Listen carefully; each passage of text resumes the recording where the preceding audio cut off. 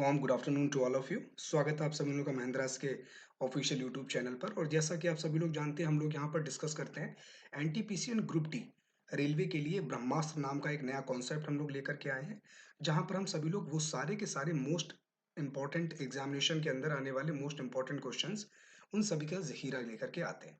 तो बिना किसी टाइम की देरी गवाए हुए, अब चूंकि आप सभी लोग इस समय एग्जाम में लगे हुए हो, हम लोग सीधे क्वेश्चन के ऊपर आते हैं बिना किसी टाइम को यहाँ पर गवाए हुए। चलिए, नेक्स्ट क्वेश्चन आता है आप लोग की स्क्रीन पर। बताएं क्या होना चाहिए इसका आंसर। मैं एक बार अपनी तरफ से क्वेश्चन बोल दे रहा हूं, आप सभी लोग देख रहे हैं। The tenth schedule of the constitution of India is related to, मतलब टेंथ शेड्यूल ये बात कर रहा है 10वीं अनुसूची की। ठीक है, कि 10वीं अनुसूची में किस चीज को मेंशन किया गया है। अब ये और ऑप्शंस आ, पहला ऑप्शन कहता है क्या इसके अंदर पंचायती राज है। सेकंड ऑप्शन कहता है क्या इसके अंदर लैंड रिफॉर्म्स है। देख रहे हैं आप लोग। सी ऑप्शन कहता है क्या अपॉइंटमेंट ऑफ ऑम्बुड्समैन। ठीक है, ये तो देखो ये बात होगी किसकी, आपकी बैंकिंग की, तो ये तो होने से रहा। सेकंड आपका जो बोलता है एंटी डिफेक्शन लॉ।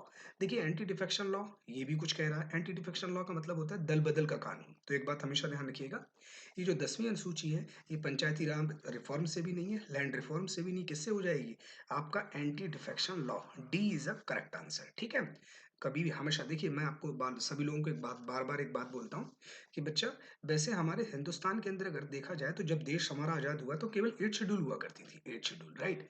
लेकिन देश जब पूरी तरीके से कॉन्स्टिट्यूशन, अब हमने प्रेजेंट टाइम पर कितने कर लिए, 12th। तो 8 से लेकर के 12 तक का माय डियर जो सफर है, बस उसको अच्छे से करके रखना है। इस बात को बिल्कुल याद रखिएगा, क्योंकि 8 से लेकर के 12 तक जब जाएंगे तब हम लोग 9th ऐड होगा, 10th ऐड होगा और 11th। तो ये चार जो नए शेड्यूल हैं माय डियर, ये जो आपको हैं वो पढ़ने जरूर हैं, इनको छोड़ना नहीं ऑन एनी कॉस्ट। इस बात को याद रखिएगा। 9 शेड्यूल मैं आपको बता देता हूँ, 1951 फर्स्ट अमेंडमेंट। 10th शेड्यूल आपकी 1985 52nd of amendment. 11th schedule आपका ऐड किया जाएगा 1993 में। ठीक है, याद रखिएगा। और 12th आपको पता है 1993 में। ठीक है, तो करेक्ट हो गया डी आंसर। बढ़ते हैं हम लोग नेक्स्ट क्वेश्चन की तरफ। ये आ गया नेक्स्ट क्वेश्चन, बहुत ही प्यारा क्वेश्चन है, बहुत बिंदास है।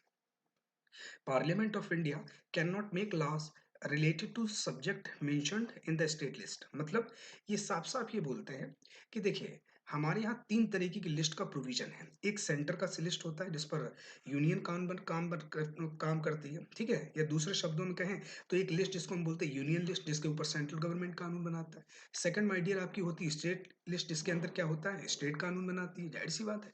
और एक होती है कॉन्करेंट, जिस पर सेंटर प्लस स्टेट दोनों मिलकर के काम करते हैं।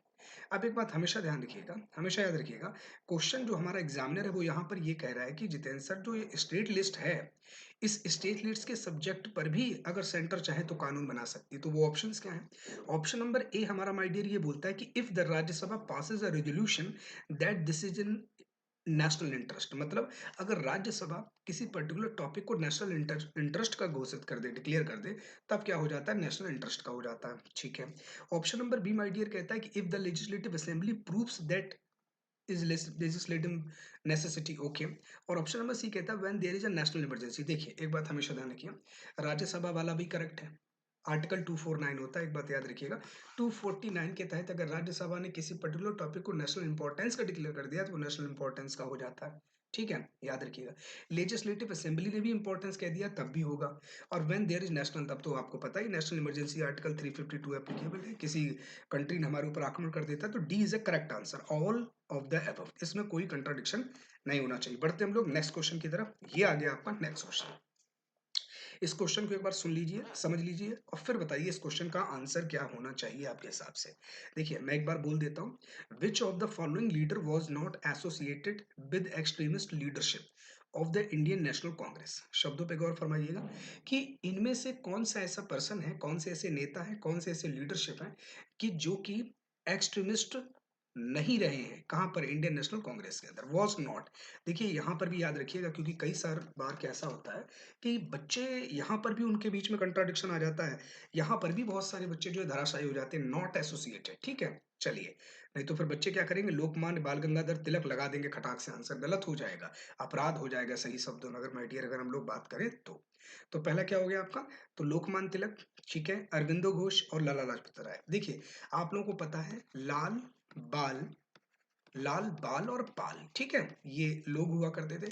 लाल का मतलब क्या है, लाल का मतलब क्या हो जाएगा, लाला लाजपत राय। कुछ लोग कर देते हैं इसको लाल बहादुर शास्त्री। तो do not worried about it, थोड़ा सा ध्यान रखिएगा, ये लाला लाजपत राय है, ठीक है। बाल का मतलब बाल गंगाधर तिलक और पाल का मतलब विपिन चंद्र पाल। अब एक बात तो थोड़ी सी कंफ्यूजन बिल्कुल नहीं होनी चाहिए, ठीक है। अगर आपको थोड़ा सा, आप अगर कॉन्सेप्ट साथ खेलना जानते हैं, आपको पता है कि जो तिलक साहब हैं और लाला लाजपत राय, ये दोनों के दोनों यहाँ पर अवेलेबल है, तो दोनों के दोनों तो करेक्ट हो नहीं सकते, समझ रहे हैं ना। तो सिंपल सी बात है, तुरंत अगर कम भी पढ़ा है तब भी आप समझ जाओगे कि बाल गंगाधर जो तिलक जी हैं वो हमारे क्या थे, एक्सट्रीमिस्ट थे। लाला लाजपत राय भी कौन थे, एक्सट्रीमिस्ट थे। और अरविंदो घोष भी माय डियर क्या थे, एक्सट्रीमिस्ट ही थे। अरे ये क्या लिख रखा है, एओ ह्यूम सर, ये he was the founder, he was the founder of Indian national Congress, याद रखिएगा। इन्होंने ही 1885 1885 के अंदर फाइंड आउट किया था, ठीक है। ये अंग्रेजों क्या है, आईसीएस इंडियन सिविल सर्विसेज के बहुत पुराने सर्वेंट हुआ करते थे। चलिए माय डियर, हम बढ़ते हैं लोग हाँ नेक्स्ट क्वेश्चन की तरफ। और ये आता है आप लोगों का नेक्स्ट क्वेश्चन। क्वेश्चन जो कह रहा है माय डियर, वो ये कह रहा है who is known as the slave of slave. मतलब हमारे यहाँ कौन ऐसा पर्सन है हमारी दिल्ली सल्तनत के अंदर जिसे my dear slave of slave कहा जाता है। स्लेव ऑफ स्लेव का मतलब होता है गुलामों का गुलाम या फिर दासों का दास। अब देखो दासों का दास किसे कहा जाता है, क्या वो मोहम्मद बिन कासिम है, क्या वो महमूद गजनबी है, क्या वो इल्तुतमिश है, और क्या वो कुतुबुद्दीन ऐबक है। देखो एक बात हमेशा ध्यान रखिएगा, जो दास कहा जाता है वो कुतुबुद्दीन ऐबक को कहा जाता है, और ऐबक का भी दामाद भी था और दास भी था वो पर्सन जिसका नाम इल्तुतमिश है। तो हमेशा ध्यान रखिएगा स्लेव ऑफ स्लेव, गुलामों का गुलाम मेरे प्यारे दोस्तों, अगर किसी को कहा जाता है तो हमेशा ध्यान रखिएगा वो किसको कहा जाता है, इल्तुतमिश को। इल्तुतमिश बहुत इंपॉर्टेंट पर्सन है, मैं आपको बता रहा हूँ। कुतुबुद्दीन ऐबक साहब ये वो पर्सन थे जो उन्होंने जिन्होंने क्या किया, मीनार को बनाते बनाते, मतलब उधर मीनार बन रही है और इधर ये चौगान खेल रहे हैं। इनको चौगान खेलने का बहुत शौक था, अचानक जो है घोड़े से नीचे गिरेंगे और एक्सपायर हो जाएंगे, और आगे चल करके उसी मीनार को काम कराने का काम कौन करेगा, याद रखिएगा इल्तुतमिश। और हाँ एक बात और याद रखिएगा, चलते चलते हम लोग इस क्वेश्चन को भी डिस्कस कर लें। हिंदुस्तान के अंदर अगर दिल्ली सल्तनत का फाउंडर माय डियर अगर किसी को कहा जाता है तो हमेशा ध्यान रखिएगा वो किसे कहा जाता है, कुतुबुद्दीन ऐबक को। बट हमेशा ध्यान रखिए अगर real founder of the Delhi सल्तनत अगर कहा जाएगा, हमेशा ध्यान रखिएगा बहुत इंपॉर्टेंट है, real founder of the Delhi सल्तनत माय डियर अगर किसी को कहा जाएगा तो याद रखिए किसे कहा जाएगा, इल्तुतमिश को, ठीक है ना। तो याद रखिएगा यहाँ पर स्लेव ऑफ स्लेव किसे कहा जाता है, इल्तुतमिश, सी इज द करेक्ट आंसर। अब हम लोग बढ़ते हैं नेक्स्ट क्वेश्चन की तरफ। ओके ठीक है, ये रहा है आप लोगों का next question. Which Sultan of the Delhi, now you can see that, which Sultan of Delhi died while playing the Chaugan. देखो वही क्वेश्चन आ गया, मतलब दिल्ली सल्तनत का ऐसा कौन सा रूलर था जो कि चौगान खेलते खेलते एक्सपायर हो गया। देखो चौगान को मॉडर्न टाइप का पोलो कहते हैं, जैसे पोलो अगर कह दे तो आप समझ जाइए वो चौगान की बात कर रहा है, ठीक है बच्चों। हमेशा ध्यान रखिएगा। वैसे कुछ लोग ये भी कहते हैं, जो कॉन्टेम्प्रेरी हिस्टोरियन है वो ये कहते हैं कि बुजकशी नाम का एक खेल हुआ करता था, वो खेल ये खेल रहे थे। अब रब जाने यार क्या सही है क्या गलत है, लेकिन हाँ चौगान का नाम आता है कि चौगान खेलते समय वो अचानक गिर गए और बहुत ही ज्यादा इंजरी हुई और वो क्या हो गए, एक्सपायर हो गए। तो कौन एक्सपायर हो गया, तो हमेशा याद रखिएगा कुतुबुद्दीन ऐबक साहब, ठीक है, याद रखिएगा। बलबन बहुत ही प्रपंची टाइप का पर्सन है। शमसुद्दीन इल्तुतमिश के बारे में भी डिस्कस हम लोग कर ही चुके हैं। नासरुद्दीन महमूद ये भी यहाँ पर नहीं है, तो ठीक है याद रखिएगा। पूरी तरीके से यहाँ पर अगर हम लोग देखें तो कौन सा करेक्ट होना चाहिए आपका, A is a correct answer, Qutubuddin Aibak is a correct answer, ठीक है। चलिए खैर बहुत बढ़िया, बढ़ते हैं हम लोग नेक्स्ट क्वेश्चन की तरफ। देखिए मैं चाहता हूँ ज्यादा से ज्यादा हम लोग माय डियर यहाँ पर क्वेश्चंस को डिस्कस करें और ज्यादा से ज्यादा क्वेश्चंस को हम लोग डिस्कस करेंगे। चलिए नेक्स्ट क्वेश्चन की तरफ माय डियर आ गए। The largest standing army of the Delhi Sultanate, the largest standing army of the Delhi Sultanate directly paid by the state was created by. ये कहते हैं कि इस स्टेटमेंट का कहने का मतलब है कि दिल्ली सल्तनत के अंदर माय डियर वो कौन सा ऐसा रूलर था, कौन सा ऐसा वो राजा था जिसने सीधे की सीधे, मतलब जो आर्मी थी उसको पे करने के लिए उसको पे करना शुरू किया। तो याद रखिएगा वो पर्सन बहुत इंपॉर्टेंट है। अब देखिए ये वही पर्सन है जिसने क्या किया, परमानेंट, परमानेंट मैं यहाँ पर उन सारी चीजों को भी कह दूं, परमानेंट आर्मी को रखा, ठीक है। अब देखो यार जब परमानेंट माय डियर आर्मी को रखेगा तो एक बात कंफर्म है, उसको क्या करेगा, सैलरी भी देगा, ठीक है। देखो ये क्वेश्चन भी तैयार हो गया। और जब सैलरी देगा तो दाग, दाग प्रथा भी स्टार्ट कराएगा, दाग कराएगा हुलिया। अब देखिए बात सही भी है, जब कोई इंसान आपको परमानेंट पैसे देगा तो जाहिर सी बात है वो आपका लेखा जोखा तो रखेगा ही। भाई आप कैसे देखते हो, आपका आइडेंटिफिकेशन क्या है, हम उसी को कहते हैं हुलिया। आज भी अगर हम भर्ती होते हैं तो क्या होता है, हमारा हुलिया लिखा जाता है, राइट। तो ये जो हुलिया वगैरह, हुलिया लिखने की प्रथा और दाग लिखने की प्रथा, करने की प्रथा, जो पुराने घोड़े अच्छी नस्ल के हुआ करते हैं तो उनको दागने वगैरह की प्रथा, ये सब की सब वही इंसान चलाने वाला है। अब ना तो वो बलबन है, ना तो वो इल्तुतमिश है, ना वो मोहम्मद बिन तुगलक है, क्या आ जाता है यहाँ पर, हमेशा ध्यान रखिएगा, अलाउद्दीन खिलजी। तो यहाँ पर करेक्ट क्या आ गया? अलाउद्दीन खिलजी। देखिए, हर चीज़ वो कहते हैं ना, हर सिक्के के 2 पहलू होते हैं प्यारे दोस्तों, हमेशा ध्यान रखिएगा। हर सिक्के के माय डियर 2 पहलू होते हैं और यहाँ पर हम लोग क्या करते हैं ना, हम लोग हमेशा जब भी होता है, हम लोग क्या करते हैं प्यारे दोस्तों, हम लोग ये दिमाग लगाने लगते हैं कि मतलब अलाउद्दीन खिलजी मतलब एक ऐसा पर्सन जो एकदम राक्षस टाइप रिप्रेजेंट अपने आप को करता था। देखो, हर चीज़ के मैंने बार-बार एक बात को कहता हूँ, हर चीज़ के 2 पहलू होते हैं माय डियर, और हमको क्या करना है, दोनों पहलुओं को देखना है। माना कि अलाउद्दीन खिलजी एकदम राक्षस टाइप प्रवृत्ति थी, लेकिन फिर भी उसका कंट्रीब्यूशन है। देख रहे हैं आप लोग? परमानेंट आर्मी का कॉन्सेप्ट हिंदुस्तान के अंदर देने वाला अगर कोई पहला डियर अगर कोई रूलर है, तो हमेशा याद रखिएगा वो कौन है? अलाउद्दीन खिलजी है। ठीक है ना? बहुत सारे कई खिताब हैं इनके नाम पर, अलाउद्दीन खिलजी के नाम पर। समझे? आप अपने आप को second second Alexander, second Alexander, ठीक है? अलेक्जेंडर। अब अलेक्जेंडर का मतलब पता है क्या होता है? अलेक्जेंडर का मतलब होता है, मतलब सिकंदर, द्वितीय सिकंदर, द्वितीय सिकंदर। अब यार सिकंदर ने एक काम बताओ, एक बात बताइए, सिकंदर ने क्या किया था? हम सभी लोग जानते हैं, सिकंदर एक ऐसा पर्सन है जिसने अपनी मात्र 33 वर्ष की आयु में बेबीलोन में एक्सपायर हो जाएगा। उसके कहा जाता है कि जितनी उसकी कम एज थी उस हिसाब से अगर देखा जाए, वैसे उसने पूरी दुनिया नहीं जीती थी, लेकिन फिर भी जिस तरीके से वो जीत रहा था, वो पूरी दुनिया जीत लेता अगर शायद वो जिंदा रहता। हालाँकि आधी से ज़्यादा दुनिया जीत चुका था वो, अगर देखा जाए, अगर गौर अगर आप फरमाएँ तो। इसीलिए सिकंदर को कहा जाता है। अब ये अलाउद्दीन खिलजी क्या ये भी क्या करता है? ये भी चाहता है कि हम सिकंदर की तरह पूरी दुनिया को जीतें। तो कहने का मतलब क्या है कि इसके मन के अंदर भी, इसके सपनों में भी पल रहा है विश्व विजेता बनना है। ये विश्व का क्या बनना चाहता है प्यारे दोस्तों? विजेता बनना चाहता है, दैट्स व्हाई। ठीक है? Alauddin Khilji, it is a correct answer. बढ़ते हैं हम लोग नेक्स्ट क्वेश्चन की तरफ। Which among the following was most appropriate cause for the failure of Razia? अब देखिए, रजिया ये बहुत प्यारा क्वेश्चन है, बहुत प्यारा क्वेश्चन है। देखिए, हम सभी लोग अगर बात करें यहाँ पर रजिया सुल्तान की, बड़े गौर से समझिएगा। रजिया सुल्तान के बारे में अगर कहा जाए, she was the first and last ruler of Delhi सल्तनत। मतलब हमारे दिल्ली सल्तनत की सबसे पहली ऐसी, पहली भी है और आखिरी भी है, जिसने क्या किया? गद्दी पर बैठी। अब देखिए, बड़े गौर से समझिएगा। रजिया सुल्तान ने बहुत अच्छे तरीके से शासन को चलाने की कोशिश की है, लेकिन एक स्टेटमेंट माय डियर कहा जाता है कि उसका महिला होना ही उसके लिए सबसे बड़ी परेशानी का सबब बन गया। कहा जाता है कि रजिया सुल्तान काश अगर एक महिला ना होकर के एक पुरुष होती, तो शायद वाक़ई उसका जो है हर जगह सिक्का चलता। ऐसा इतिहासकार कहते हैं, ऐसा इतिहासकारों, कॉन्टेम्परेरी हिस्टोरियंस का मानना है और ये काफ़ी हद तक सही भी है। ठीक है, याद रखिएगा। अब क्या एप्रोप्रिएट फेलियर है? अगर हम रजिया सुल्तान के बारे में देखें, तो देखो सबसे नंबर 1 पर मेंशन किया हुआ गया हर सेक्स। क्या वो सेक्सुअल में अगर देखा जाए, क्या वो फीमेल मेल वाला वो कॉन्सेप्ट था? सेकंड हम लोग एक बार सारे गो थ्रू हो लेते हैं सारे ऑप्शन से, हो सकता है आगे भी सही हो। Her intention to be the ruler not only in name but also in fact. नहीं नहीं, ये भी, इसमें भी दम नहीं है। Her unpopularity with the people of Delhi, नहीं बिल्कुल नहीं भाई, पॉपुलर बिल्कुल। एक बात बताइए, दिल्ली सल्तनत के अंदर पहली लेडी बैठने वाली है, तो जाहिर सी बात है लोगों के मन के अंदर क्या है, एक तरीके का जनादेश, लोगों की तरह एक अलग तरीके का उत्साह देखने को मिलता है, तो ये भी बिल्कुल गलत है।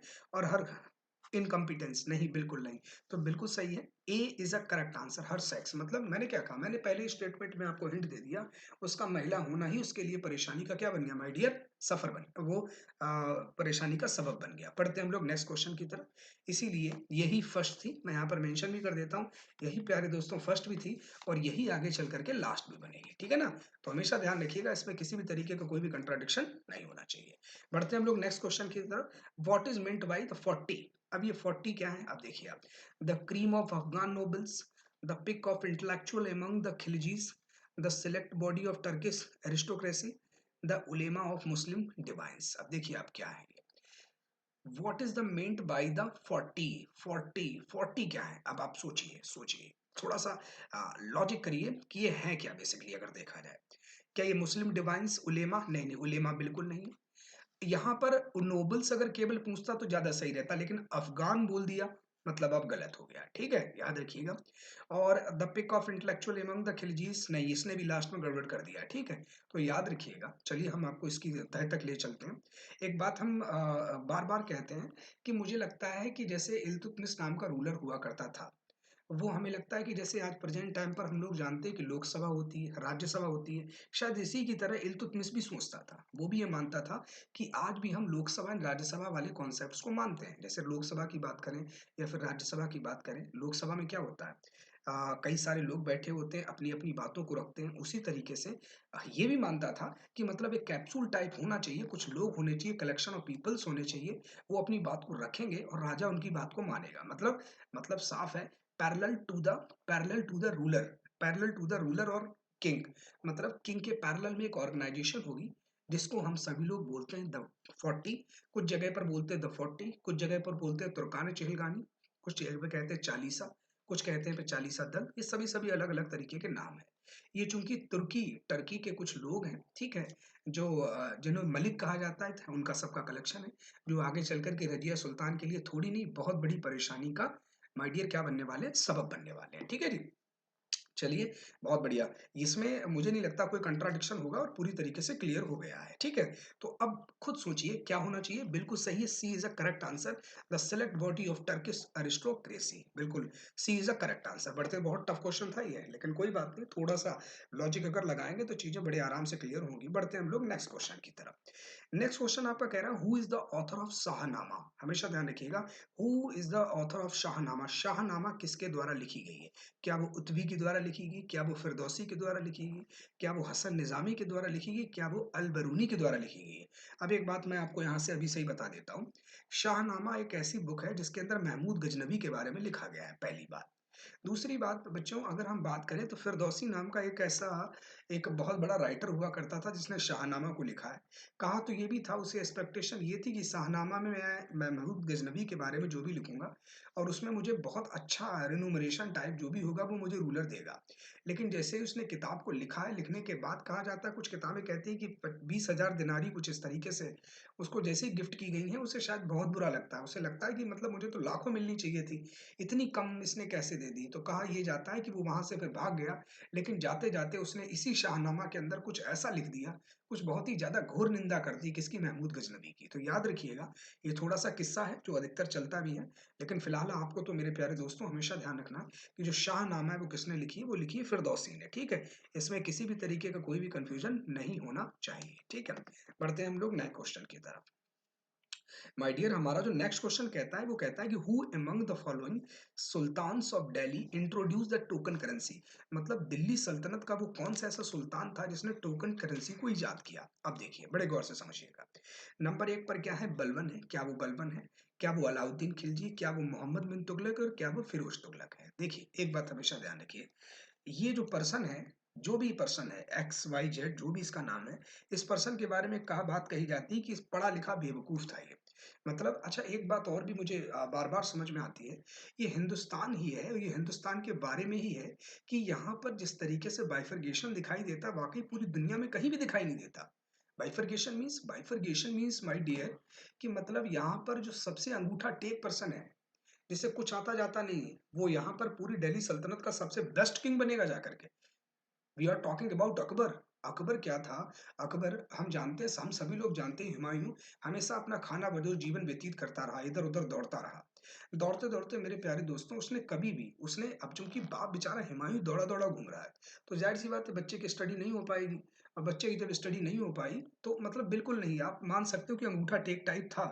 लेकिन फिर भी बाबर ने इस तरीके से शासन, बाबर के नाम आ गया, फिर भी अकबर ने इस तरीके से शासन को चलाया कि आज भी हम उसके मुरीद हैं। बहुत सारी उसकी चीजें हैं यार, जिसका हम आपका जो आईने दहशाले वाले कॉन्सेप्ट आप बताइए, कितना बेहतरीन। हालाँकि टोडरमल जैसा उसके पास एक मंत्री हुआ करता था, लेकिन फिर भी उसने शासन को वो धार दी जिसका आज भी लोहा हम मानते हैं, बल्कि अंगूठा टेक पर्सन है।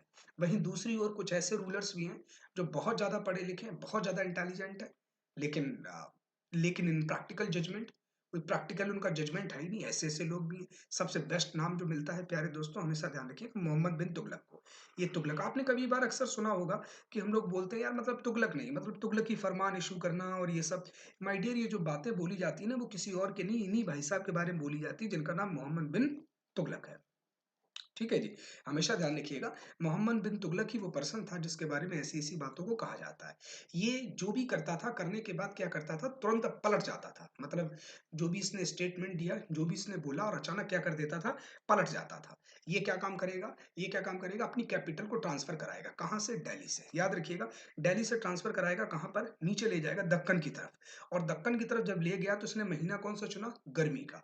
गर्मी के महीने में जब पूरी जनता इसके साथ में आएगी आएगी, भीषण से गर्मी की वजह से कई लोगों की रास्ते में जान भी चली जाएगी, लेकिन फिर भी कैपिटल को ट्रांसफ़र करेगा और ट्रांसफ़र करने के बाद ये नहीं वहीं पर रहते लेकिन ना, फिर ये क्या करेगा, ये सोचेगा नहीं यहाँ पर बिल्कुल अच्छा नहीं कर लगता, चलो एक काम करते हैं भाई लौट चलते हैं, लौटेगा और लौटेगा फिर वही उसने कौन-सा महीना चुना है, गर्मी का। तो ज़ाहिर-सी बात है लोगों की खस्ता हालत हो गई और ऐसे ही आगे चल कर के प्यारे दोस्तों, ये अलग तरीके से टोकन करेंसी को भी इज़ाद करेगा। टोकन करेंसी मतलब अलग तरीके की टोकन मतलब को इज़ाद करेगा, जो कि इनकी वैल्यू क्या होगी? सिल्वर के अकॉर्डिंग होगी, ठीक है? मतलब एकदम इक्विवेलेंट। जानते हैं सब लोग बेवकूफ़ राजा, इसका जितना मिसयूज़ किया जा सके उतना कर लो, ठीक है? लोगों ने किया भी, चाँदी को घर में भर लिया, ठीक है? तो और हर जगह वही टोकन करेंसी ही चलती रही, तो जानते हैं ये भी फेलियर हो गई। कई सारे जो है इसने उनको फेलियर किया है, ठीक है? याद रखिए लेकिन कुछ इसके कंट्रीब्यूशन ही मोहम्मद बिन तुगलक के ऐसा भी है, दीवाने कोही, जैसे दीवाने कोही चलिए इस बात को भी डिस्कस कर लेते हैं। एक आपका था दीवाने कोही, याद रखिएगा दीवाने कोही। माय डियर ये जो दीवाने कोही है ना, हम इसको बोलते हैं एग्रीकल्चर डिपार्टमेंट, हमेशा ध्यान रखिएगा एग्रीकल्चर, ठीक है? एग्रीकल्चर डिपार्टमेंट इसको भी लाने वाला अगर कोई है माय डियर तो वो कौन है? याद रखिए हमेशा मोहम्मद बिन तुगलक ही है। चलिए बढ़ते हैं हम लोग नेक्स्ट क्वेश्चन की तरफ। ये आ गया आप लोगों का नेक्स्ट क्वेश्चन। बताएं इस क्वेश्चन का आंसर क्या होगा आपके हिसाब से? सबसे पहले एक काम करते हैं, हम लोग क्वेश्चन को पढ़ते हैं, बड़े ही तसल्ली बख्श तरीके से क्वेश्चन को पढ़ते हैं, फिर क्वेश्चन का आंसर देखते हैं। माय डियर क्वेश्चन बोल रहा है कि who among, now you can see that, who among the following built the largest number of irrigation canals in Sultanate period. अब देखो सबसे पहली बात बड़े गौर से समझिए इस क्वेश्चन को। क्वेश्चन प्यारे दोस्तों ये कहता है कि इरिगेशन कैनाल, अब देखिए एक बात हमेशा ध्यान रखिएगा, जो बी में ऑप्शन जिसका नाम गयासुद्दीन बलबन है, बलबन तो बिल्कुल भी नहीं हो सकता, बिल्कुल भी नहीं। अगर गयासुद्दीन तुगलक लिखा होता तो हम कुछ हद तक के लिए मानते भी, क्योंकि गयासुद्दीन तुगलक ने भी कैनाल्स मतलब इरिगेशन के लिए कैनाल्स को बनाया। लेकिन बच्चा लोग हमेशा ध्यान रखिएगा सबसे ज्यादा अब वो करने वाला कौन-सा है? वो नासिरुद्दीन महमूद है। अब तो अब पता चलेगा, रुक जाओ। इब्राहिम लोदी है क्या? क्या सर आप इब्राहिम लोदी को यहाँ पर ले आए? क्या वो फिरोज़ शाह तुगलक है? आप देखिए बिल्कुल सही है। जो डी ऑप्शन है वो आपका करेक्ट है। Firoz Shah Tughlaq it is a correct answer. इसने क्या किया प्यारे दोस्तों? इसने क्या किया, जो नहरें हुआ करती थी, उनको लोगों के खेतों से, जो फील्ड हुआ करते थे, उनसे क्या कर दिया गया? कनेक्ट कर दिया गया और कनेक्ट करने के बाद उनसे एक नए तरीके का इरिगेशन टैक्स लिया, जिसको बोलते हैं हक़ शर्ब। मैं यहाँ पर बोल देता हूँ हक ए हक ए शर्ब, ठीक है? बहुत इंपॉर्टेंट है प्यारे बच्चों ये, बहुत इंपॉर्टेंट है हक ए शर्ब, ठीक है? हालाँकि इसमें भी इसको लॉस ही लॉस हुआ। देखो फिरोज़ शाह तुगलक की हम बात करें, चाहे हम मोहम्मद बिन तुगलक की बात करें और चाहे हम बात करें गयासुद्दीन तुगलक की, तीनों के तीनों जितने तुगलक डायनेस्टी का हर रूलर एक चीज़ से बहुत ज़्यादा परेशान होगा, वो होगा मनी से। पैसे की परेशानी हमेशा उसके जीवन में दखल-अंदाज़ी करती रहेगी और वही माय डियर इनके लिए क्या बनेगी? परेशानी का सबब बनेगी। चलिए अब हम लोग बढ़ते हैं नेक्स्ट क्वेश्चन की तरफ। नेक्स्ट क्वेश्चन भी बहुत ही प्यारा यहाँ पर आया हुआ है, ठीक है? नेक्स्ट क्वेश्चन की तरफ बढ़ते हैं और ये आता है आपका next question. Next question my dear जो कहता है, हम जिसको जो बोलता है कि the Buland Darwaza, now you can see that the Buland Darwaza was built to mark Akbar's conquest of, मतलब बुलंद दरवाजा किसकी याद में बनवाया गया? अकबर का वो कौन सा अभियान था जिसकी याद में उसको बनवाया गया? अब देखिए ऑप्शंस की तरफ एक बार हम लोग रुक करते देखते हैं ऑप्शन आपके क्या कहते हैं। ऑप्शन जो कहते हैं कि ऑप्शन नंबर ए कहता है ये वो अवध था, नहीं ऑप्शन नंबर बी कहता है वो मालवा था, ऑप्शन नंबर सी कहता है वो गुजरात था एंड ऑप्शन नंबर डी कहता है वो चित्तौड़ था। देखिए अब यहाँ पर कंट्राडिक्शन मुझे नहीं लगता होना चाहिए, ठीक है? अवध तो ये देखो नहीं ही होगा, अकबर से बिल्कुल नहीं करेगा, ठीक है? अवध भी नहीं है, मालवा भी नहीं है, अब या तो चित्तौड़ लगेगा आपको या गुजरात। अब मुझे ऐसा लगता है कि यही लग रहा होगा, ठीक है? या तो चित्तौड़ और या फिर गुजरात। तो यहाँ पर जो सही माय डियर आंसर होना चाहिए वो क्या होना चाहिए आपका? हमेशा ध्यान रखिएगा Gujarat, C is a correct answer. Gujarat एकदम सही है। गुजरात की विजय के दौरान ही उसने बुलंद दरवाजा को बनवाया था, ठीक है? और हाँ, एक और क्वेश्चन हम लोग यहाँ पर डिस्कस कर लेते हैं। गुजरात के विजय के दौरान ही उसने सबसे पहली बार समंदर को भी देखा। जो सी होता है, समुद्र जो होता है, समुद्र सबसे आता है क्वेश्चन कि अकबर ने समुद्र को सबसे पहली बार किस समय पर देखा? तो हमेशा ध्यान रखिएगा प्यारे दोस्तों, समुद्र को उसने तब देखा जब वो गुजरात विजय के दौरान पर। ठीक है, चलिए हम लोग बढ़ते हैं माय डियर नेक्स्ट क्वेश्चन की तरफ। ये आ गया आपका नेक्स्ट क्वेश्चन। ये क्वेश्चन ये बहुत ही प्यारा क्वेश्चन है और सोचो देखो ये कॉन्टेम्परेरी चीजों को आपस में लिए हुए क्वेश्चन है। क्वेश्चन क्या कहता है मेरे दोस्तों, तुलसीदास कंपोज्ड है Ramcharitmanas during the age of. ठीक है, अब अगर आप नहीं, ये देखो ये एक इतना बेहतरीन प्यारा क्वेश्चन है, मुझे लगता है आपके जहन में भी आना चाहिए कि जितेंद्र सर, तुलसीदास जिन्होंने अवधि में एक बुक लिखी है जिसका नाम रामचरितमानस है, इस बुक को हम सभी लोग पढ़ते हैं, सुनते हैं, बहुत ही प्यारी और अच्छी सी बुक है। ठीक है, अवधि में लिखी हुई है, भगवान राम के जो जीवन के जो नैतिक मूल्य हैं उनसे हमको रूबरू कराती है। लेकिन जितेंद्र सर एक बात बताइए, जो तुलसीदास कब पैदा हुए थे? क्या ये मध्यकालीन भारत में पैदा हुए थे? क्या ये मध्यकालीन भारत से एंशिएंट हिस्ट्री में पैदा हुए थे? सोचने वाली बात है कि नहीं है? बिल्कुल होना चाहिए और क्यूरियोसिटी भी आपके अंदर आना चाहिए, तभी क्वेश्चंस भी आएँगे। हमेशा ध्यान रखिएगा, तुलसी पहले ऑप्शन देख लेते हैं। क्या वो हर्षवर्धन काल के समय की बात है? लगता है मुझे थोड़ा-थोड़ा। सोचिए, देखिए लॉजिक लगाइए, मैं कन्फ्यूज़ कर रहा हूँ आपको। क्या वो अलाउद्दीन खिलजी का टाइम है? सोचने वाली बात है। क्या वो अकबर का टाइम हो? डी कहता है कि नहीं, वो जो है आपके जो है केशव, ठीक है, कृष्णदेवराय के समय की बात है। ठीक है, अब कृष्णदेवराय नहीं, बिल्कुल नहीं, ना अलाउद्दीन खिलजी भी गलत है, कृष्णदेवराय भी गलत है और हर्षवर्धन भी गलत है। तो याद रखिएगा अकबर, अबकर, इसीलिए देखो सिंपल क्वेश्चन भी आएगा कि तुलसीदास किसका समकालीन थे? तो याद रखिएगा तुलसीदास जी अकबर के समकालीन थे। ठीक है, तो ये क्वेश्चन मुझे लगता है कि बड़े आराम से क्लियर हो गया होगा। हालाँकि थोड़ा-सा टिपिकल टाइप की अप्रोच यहाँ पर यूज़ की गई थी, लेकिन थोड़ी-सी आप अपनी पैनी अगर नज़र रखेंगे तो एग्ज़ामिनर बिल्कुल भी आपकी बात को छूकर नहीं जा पाएगा। बढ़ते हैं हम लोग माय डियर नेक्स्ट क्वेश्चन की तरफ और ये आता है आपका नेक्स्ट क्वेश्चन। क्वेश्चन आपका बोल रहा है कि क्वेश्चन आपका कहता है कि the famous and historical monuments Atala मस्जिद। देखें, now you can see that Atala मस्जिद एसोसिएटेड विद द, अब अटाला मस्जिद किससे एसोसिएट है? The sultan of Delhi, Mughal rulers, Sharki rulers या फिर रोहिला रूलर्स। तो हमेशा याद रखिएगा अटाला मस्जिद जो है वो शर्की रूलर्स से रिलेटेड है और जौनपुर के अंदर बनने वाली ये बहुत ही प्यारी और सुंदर सी मस्जिद है। अटाला मस्जिद के बारे में ये कहा जाता है कि अटाला देवी का मंदिर हुआ करता था, उसके ऊपर बनाई जाने वाली क्या है? ये मस्जिद है और बहुत ही प्यारी सुंदर सी जौनपुर के अंदर पाई जाने वाली मस्जिद है। ठीक है, याद रखिएगा और बहुत इंपॉर्टेंट काफ़ी सारे अच्छे-अच्छे क्वेश्चन्स आते हैं। इब्राहिम शाह सरकी के समय पर सबसे ज़्यादा अगर देखा जाए, इब्राहिम शाह सरकी की तरफ से अगर देखा जाए, तो उन्हीं के समय पर सबसे ज़्यादा इसको प्रॉस्पेरिटी मिली थी। ठीक है, चलिए अब बढ़ते हैं हम लोग नेक्स्ट क्वेश्चन की तरफ। ठीक है, तो याद रखिएगा बिल्कुल कि आपको कंफ्यूज नहीं होना, नहीं तो पता चले आप रोहिला रूलर्स लगा के चले आए। ठीक है, अपराध हो जाएगा इसकी फील्ड की अगर हम बात करें। चलिए नेक्स्ट क्वेश्चन आता है आप लोगों की स्क्रीन पर और ये लीजिए, which one of the following rulers laid the foundation of new town where the modern city of Agra stands? देखिए, ये भी बहुत प्यारा क्वेश्चन है। देखिए असल में होता क्या है, हम आपको बताएं, पूरी कहानी बता दें। पहले इस क्वेश्चन को बताएं, फिर इस क्वेश्चन के पहले एक बार ऑप्शन को देखें, फिर हम लोग इसके थोड़ा डेप्थ में चलेंगे। क्वेश्चन हमारा ये कह रहा है कि इनमें से कौन सा ऐसा पर्सन था या यूं कहें कौन सा ऐसा राजा था या रूलर था जिसने क्या किया, आगरा को बसाया है। जो मॉडर्न सिटी आगरा है, अगर हम सीधे शब्दों में अगर हम बात करें तो आगरा शहर की स्थापना का श्रेय किसको जाता है? क्या वो मोहम्मद बिन तुगलक है, या वो सिकंदर लोदी है, या वो अकबर है, या वो शाहजहां है? तो हमेशा याद रखिएगा प्यारे दोस्तों कि वो पर्सन जिसने आगरे को बहुत ही सुंदर तरीके से सजाया था, वो लोधी वंश का किंग है। कौन सा है? क्या वो इब्राहिम लोदी है? क्या वो आपका जो है सिकंदर लोदी है? या फिर हम कहें कि सर हमें तो लगता है वो बहलोल लोदी। नहीं, ना वो बहलोल लोदी है, ना वो इब्राहिम लोदी है। उस पर्सन का नाम प्यारे दोस्तों हमेशा याद रखिए, वो क्या है? वो है सिकंदर लोदी। ठीक है, अब मेरी बात बड़ी गौर से समझिएगा। सिकंदर लोदी बहलोल लोदी फाउंडर था। बहलोल लोदी के बाद दूसरे नंबर पर आने वाला रूलर है जिसका नाम है सिकंदर लोदी। सिकंदर लोदी प्यारे दोस्तों जैसे ही आता है, अब देखिए बड़े गौर से समझिएगा, सिकंदर लोदी बैठा हुआ है दिल्ली की गद्दी पर, लेकिन वो ये मानता है क्योंकि उसे डर है कि राजस्थान और इसके आसपास के एरिया से कुछ राजपूत राजा हमारे ऊपर आक्रमण ना कर दें।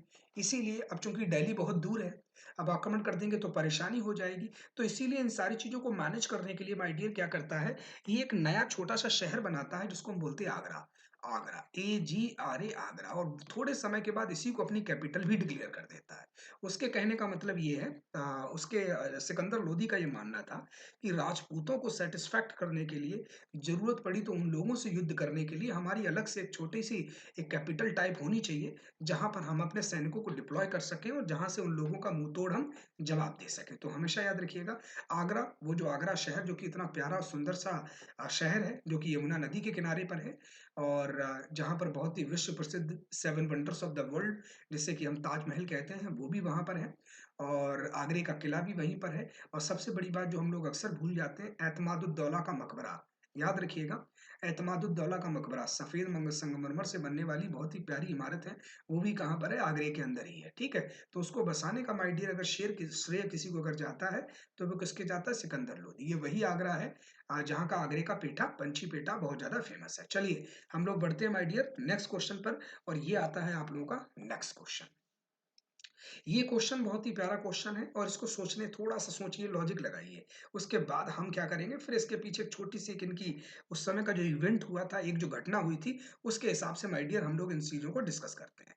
सबसे पहला एक क्वेश्चन आता है कि हुमायूँनामा वाज़ रिटन बाय हुमायूँनामा को किसने लिखा था? अब देखो ऑप्शंस आपके क्या हैं? क्या हुमायूँ ने लिखा था? क्या ये मिर्ज़ा कामरान ने लिखा था? क्या ये बैरम खान ने लिखा था? या फिर गुलबदन बेगम ने? एक बात हमेशा ध्यान रखिएगा, देखिए एक बात हमेशा ध्यान रखें, मैं आपको एक क्रोनोलॉजी बताता हूँ, हमेशा ध्यान रखिएगा बहुत काम आएगी आपके। एक बाबर है, बाबर के बाद गद्दी पर आने वाला पर्सन हुमायूँ है और हुमायूँ के बाद आने वाला पर्सन जिसका नाम अकबर है। बड़ी एकदम नेचुरल से हम आपको बात बता देते हैं। देखो बाबर ने जो बुक लिखी थी उसका नाम तुझके बाबरी था। अकबर ने आगे चल कर के उससे बाबरनामा में क्या कर लिया कन्वर्ट करा लिया। मतलब अपने दादाजी के बारे में अकबर खूब अच्छे से जानता था। लेकिन बदकिस्मती यहाँ पर ये रहती है कि अकबर के जो वालिद हैं जिनका नाम हुमायूँ है वो जीवन भर बेचारे दौड़ते ही रहे, जीवन भर लाइफ अक्खा लाइफ माय डियर क्या करते रहे ये दौड़ते ही रहे। दौड़ते-दौड़ते इनका क्या हो गया, ये इतने परेशान से हो गए कि मतलब ऐसा तो कभी हुआ ही नहीं कि इन्होंने कोई बुक लिखी हो, ऐसा कभी नहीं हुआ। कभी हुआ ही नहीं कि इन्होंने अपने नाम की कोई बुक लिखी हो, अपनी जो है जीवन चरित्र के बारे में लिखा हो। इसीलिए इनके बारे में बहुत कम जानता है, मतलब अपने वालिद, अपने जो पिताजी हैं, उनके बारे में बहुत कम जानता है अकबर। यही प्रॉब्लम है कि अकबर बड़ी रिक्वेस्ट करता है किनसे? अपनी बुआ जी से। मतलब साफ है, हुमायूँ की सिस्टर जिसका नाम गुलबदन बेगम है, जो रिश्ते में अगर देखा जाए तो अकबर की क्या हो गई? अकबर की बुआ जी हो गई। अपनी बुआ जी से बड़ी हम्बल रिक्वेस्ट करता है अकबर कि बुआ जी आप एक काम करिए, बुआ जी आप एक बुक लिख दीजिए जिसमें हमारे वालिद, हमारे पिताजी के बारे में सारी बातें लिखी हों, ताकि हम उनके इतिहास को जान पाएँ। इसीलिए गुलबदन बेगम ने, याद रखिएगा, शब्दों पे गौर फरमाइएगा, आता है एग्ज़ाम में क्वेश्चन। गुलबदन बेगम ने अकबर के कहने पर एक बुक लिखी है, एक बुक को लिखा है जिसका नाम क्या है? हुमायूँनामा है, ठीक है? क्या नाम है? हमेशा ध्यान रखिएगा, हुमायूँनामा है और हुमायूँनामा किसने लिखी? गुलबदन बेगम ने। और किसकी रिक्वेस्ट पर लिखी? हमने ये भी आपको बता दिया, अकबर की, ठीक है? चलिए खैर, तो बिल्कुल कन्फर्म यहाँ पर हो गया, ना तो मिर्ज़ा कामरान ने लिखा है, ना बैरम खान ने, किसने लिखा है? आपका याद रखिएगा गुलबदन बेगम ने। अच्छा याद रखिएगा बैरम खान, ये भी बहुत इंपॉर्टेंट टॉपिक है। बैरम खान को उपाधि दी गई थी शहरयार की और किसने दी थी? याद रखें हमेशा, हुमायूँ ने। हुमायूँ ने उसको टाइटल दिया था किसका? शहरयार का। शहरयार का मतलब होता है प्यारे दोस्तों यारों का यार, ठीक है? मतलब जिसने विपत्ति में हमेशा ही साथ दिया हो, वाक़ई ऐसे लोग यारों के यार ही होते हैं। चलिए, बढ़ते हैं हम लोग इस क्वेश्चन से, बढ़ते हैं हम लोग माय डियर नेक्स्ट क्वेश्चन की तरफ और ये रहा आप लोगों की स्क्रीन पर आकर नया question. Humayun restored his kingdom with the help of ruler of. देखिए, हम अच्छे तरीके से हम लोग जानते हैं आगे चल करके हुमायूं की जिंदगी में एक पर्सन है जिसने जहर घोल दिया है, जिसने दो इंपॉर्टेंट बैटल, जिसमें से एक बैटल का नाम द बैटल ऑफ चौसा और एक बैटल जिसका नाम बैटल ऑफ बिलग्राम है, दोनों के दोनों बैटल में बहुत बुरी तरीके से हरा दिया है। और माय डियर हराने के बाद अब चूंकि ये चला गया है, भाग गया है, भागने के बाद ये पहुंचता है कहाँ पर? पर्सिया। और पर्सिया पर ही वहीं पर अगर देखा जाए तो एक रूलर है मेरे प्यारे दोस्तों, याद रखिएगा, जिसका नाम है तहमास्प। हमेशा याद रखिएगा, तहमास्प के यहाँ क्या लेगा? शरण लेगा और तहमास्प के यहाँ काम करेगा। तहमास्प ने क्या किया है? तहमास्प ने एक बार 11-12 सालों के बाद जब काम करते-करते एक बार मन में आ गया तहमास्प के, तहमास्प ने बुलाया है किसको? हुमायूँ को। तहमास्प ने हुमायूँ से कहा है कि हुमायूँ एक बात बताइए आप मुझे, एक बात बताइए, मतलब आपके साथ जो पर्सन आया है जिसका नाम बैरम खान है, ये बैरम खान ने मुझे बताया कि कभी आप हिंदुस्तान के रूलर हुआ करते थे। लेकिन मैं एक बात से पूरी तरीके से आशंकित हूँ और चौंक भी गया हूँ कि आपने इतनी बेहतरीन शिद्दत के साथ में, डेडिकेशन के साथ में मेरी सेवा की है। मैं आपसे बहुत खुश हूँ। मांगो तुम क्या मांगते हो। इतने खुश हो गए जब तहमास पर, और जैसे ही हुमायूं के कानों में आवाज आई है, मांगो क्या मांगते हो, न जाने क्यों उनकी आंखों में एक अलग तरीके की चमक आ गई। हुमायूं को लगता है कि अब मेरा हो सकता है कि मेरा हिंदुस्तान मुझे वापस मिल जाए। तुरंत हुमायूं ने अपनी बात रखी है तहमास के साथ। तहमास से कहा है कि रिस्पेक्टेड सर, मेरे वालिद जिनका नाम बाबर, उन्होंने मुझे हिंदुस्तान एक गिफ्ट में दिया था। मैं उसको सहेज के ना रख सका, और मेरे हाथों से वो फिसल गया है। अगर आप मुझे कुछ देना ही चाहते हैं तो आप मुझे मेरा हिंदुस्तान वापस कर दीजिए। तहमास कहते हैं कि बस इतनी सी बात, अरे पहले बता दिया होता आपने। कोई बात नहीं, हम अभी करके देते हैं। यहीं पर अपने कुछ अच्छे लड़ाकों को, बेहतरीन लड़ाकों को भेज दिया है। अब चूंकि गद्दी पर वो अब नहीं, शेरशाह सूरी तो मात्र 5 साल के बाद ही एक्सपायर हो गए थे, आपको पता होगा, ठीक है। एक अलग तरीके का आग्नेयास्त्र चलाते समय इसके बारे में ये कहा जाता है कि उन्होंने एक मुट्ठी बाजरे के लिए पूरा का पूरा सल्तनत को ही गवा दिया। तो घायल हो जाने से अब वो एक्सपायर हो जाते हैं, तो वो एक्सपायर हो चले। तो अब कोई बेहतरीन लड़ाका बचा नहीं है, तो जाहिर सी बात है बड़े आराम से हारा देगी तहमास की सेना, और फिर जो है हुमायूं गद्दी पर बैठ जाते हैं।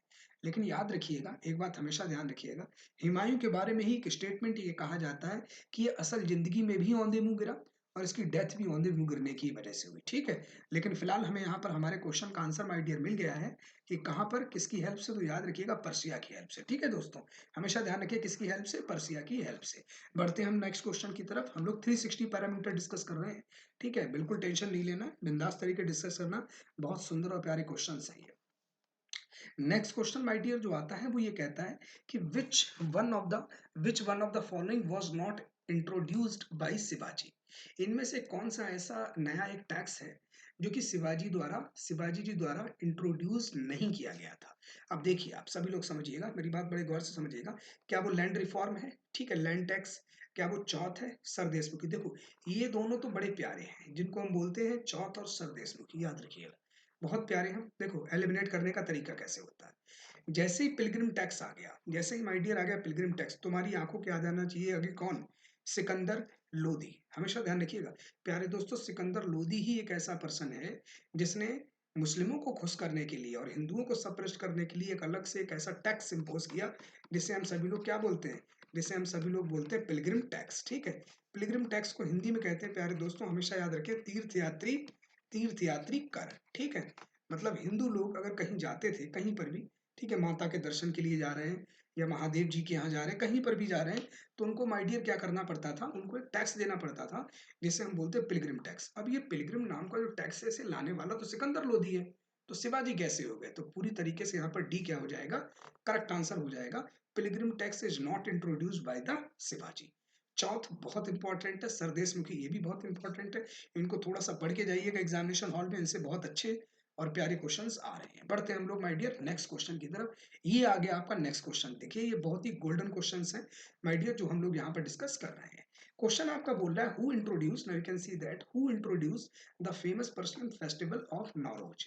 मतलब कौन ऐसा पर्सन था जिसने नौरोज, एक बहुत ही पर्सियन जो है सुंदर सा त्योहार हुआ करता था। देखिए ये वही नौरोज है जिसे अकबर बहुत ज्यादा पसंद कर देता था, ठीक है। नौरोज को, झरोखा दर्शन को, इन सबको अकबर बहुत पसंद होता था इनको देख करके, और उसने इन चीजों को इम्पोज भी किया है। लेकिन आगे आने वाला एक रूलर है जिसका नाम प्यारे दोस्तों औरंगजेब है, वो इन सबको क्या कर देगा, डिस्ट्रॉय कर देगा, याद रखिएगा। चलिए, फिलहाल तो नौरोज नाम का जो त्योहार है वो पूरी तरीके से मनाना शुरू कर दिया है। किसने, कौन लाने वाला है, who is responsible for this, तो हमेशा ध्यान रखिएगा, बलवन। देखिए बलवन एक ऐसा पर्सन है, बहुत वैसे टिपिकल टाइप का आदमी, मैं आपको बताऊं, ठीक है। ये वो पर्सन है जिसने घाट घाट का पानी पिया है। इसने हर शासन की तरीकों को देखा है, हर शासन के चाल चलन को देखा है। उसी हिसाब से माय डियर क्या करता है, ये चीजों को भी चलाता है, ठीक है ना। हमेशा ध्यान रखिएगा, बहुत इंपॉर्टेंट रूलर है, और काफी ज्यादा एज हो गई है, मोर देन 60-70 के आसपास होने के बाद ये गद्दी पर बैठा है। वो कहते हैं ना, दूध का जला हुआ जो है छाछ भी फूंक फूंक कर पीता है, ऐसा ही शायद बलवन भी है। बलवन एक ऐसा पर्सन है जो कभी भी हर चीज को माफ कर सकता है, लेकिन विद्रोह को, अगर किसी ने बगावत कर दी, उसको बिल्कुल भी किसी भी हालत में माफ नहीं कर सकता। हमेशा ध्यान रखिएगा, बलवन इतना खतरनाक पर्सन हुआ करता था, ठीक है प्यारे दोस्तों। चलिए हम लोग बढ़ते हैं नेक्स्ट क्वेश्चन की तरफ, और नेक्स्ट क्वेश्चन आपका आ रहा है कि तो ये कंफर्म हो गया, C is a correct answer. Next question की तरफ माय डियर बढ़ते हैं, और ये आ गया आपका नेक्स्ट क्वेश्चन। ये क्वेश्चन क्या बोलता है कि विच बुक वाज डिस्क्राइब्ड, देखिए ये टिपिकल क्वेश्चन है, हम लोग उसकी तरफ भी चलते हैं। Which book described the Arab invasion of the Sindh for the very first time. एक बात हमेशा ध्यान रखें, हमेशा ही आपको याद रखना है प्यारे दोस्तों कि which book describe the Arab invasion of Sindh for the very first time. मतलब पहली बार जो एक मुस्लिम आक्रमणकारी का, एक मुस्लिम अरबी आक्रमणकारी का हिंदुस्तान के ऊपर आक्रमण हो रहा है, वो किस बुक के अंदर लिखा हुआ है। तुरंत आपका दिमाग आना चाहिए कहाँ पर, तुरंत आना चाहिए जितेंद्र सर, वो टाइम था 712 में। 712 में एक बाहर से आने वाला एक मुस्लिम आक्रमणकारी जो हिंदुस्तान के ऊपर आक्रमण कर देगा प्यारे दोस्तों। उसका नाम क्या है, हमेशा ध्यान रखिएगा, उसका नाम है मोहम्मद बिन कासिम, हमेशा याद रखिएगा। बहुत ही बेहतरीन इवेंट है ये मोहम्मद बिन कासिम, 712 में आक्रमण करेगा। इसके पीछे इमीडिएट जो रीजन क्या रहेगा कि अरब का एक खलीफा हुआ करता था प्यारे दोस्तों, जिसका नाम था अल हज्जाज। अल हज्जाज के कुछ शिप्स हैं जो कि श्रीलंका, जिसका पुराना नाम सीलोन हुआ करता था, वहां से आ रहे हैं। अचानक जो क्या है, उनको सी रोबर्स ने लूट लिया है। लूट लिया है कहाँ पर, उस जगह पर जिसका नाम है देवल। और देवल नाम के बंदरगाह पर जैसे ही लूट लिया है माय डियर, लूटने के बाद तुरंत अल हज्जाज को पता चलता है, गुस्से में एकदम लाल हो गया है, तुरंत मैसेज कन्वे करता है सिंध के रूलर के पास में, जिनका नाम दाहिर हुआ करता था। Dahir was the ruler of Sindh, ठीक है। तो दाहिर से कहा है कि दाहिर ढूंढ के पता करो कि किसने हमारे जहाजों को लूट लिया है। दाहिर के कान पर जू तक नहीं रेंगती। दाहिर कहता है कि मैं क्या कर सकता हूँ, किसी ने लूटा हो, मैं क्यों होता हूँ बीच में बोलने वाला।